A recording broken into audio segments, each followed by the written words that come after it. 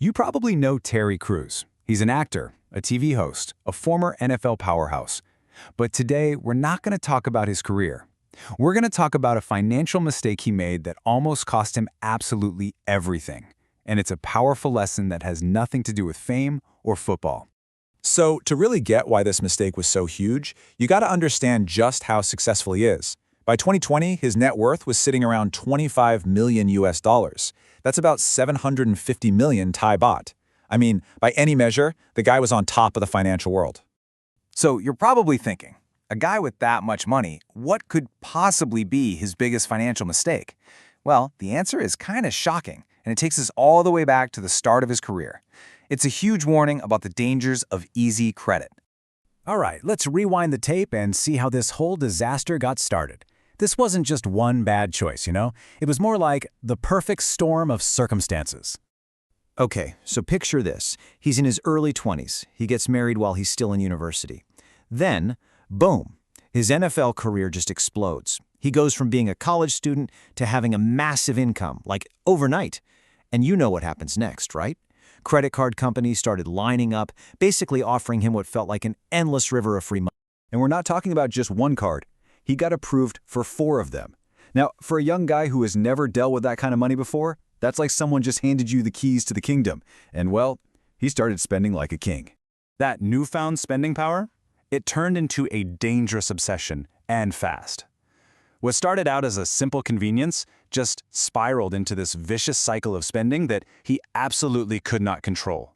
It started out innocently enough. First, he bought a top-of-the-line TV. Then, a new VCR player, which, yeah, was a huge deal back then. Pretty soon, it was all new furniture for the house. Each purchase just made the next one seem easier. Until, bam. Before he even realized what was happening, all 4 of his credit cards were completely maxed out. See, he wasn't really just buying stuff. He was buying a feeling.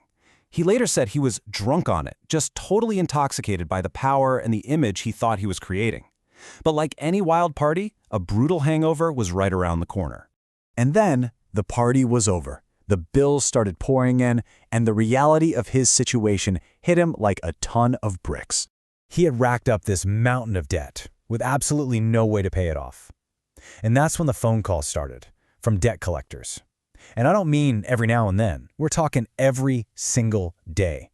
The pressure was just relentless. But this is where the story takes a truly wild turn. When he stopped answering his phone, the debt collectors didn't just give up. Oh no, they got creative. They called his next-door neighbor. I mean, can you even imagine the humiliation? Your neighbor comes over, knocks on your door and says, hey, a credit card debt collector just called me to tell me about your debt. In an instant, his private financial disaster became a very, very public spectacle. That image of wealth and success he had worked so hard to build, it just vanished. Poof. Everyone knew the truth. It was all a facade built on a mountain of debt he couldn't handle. All he could do was stand there, totally ashamed, and just apologize.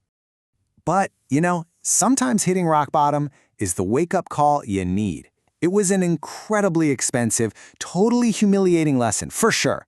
But it was the one that would completely reshape his relationship with money and change his life forever.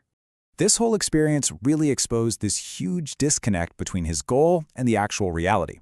His goal was to spend all this money to build an image, right? To impress everyone around him.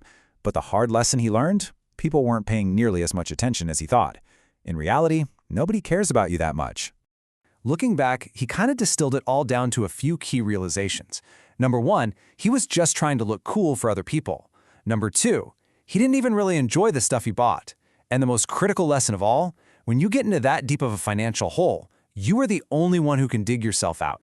And that brings us to the single most important piece of advice he learned from this entire ordeal.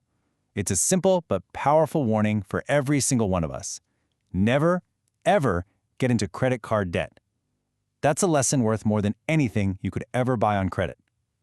So I guess the question for all of us is, are we buying things for ourselves or for an image we think others want to see?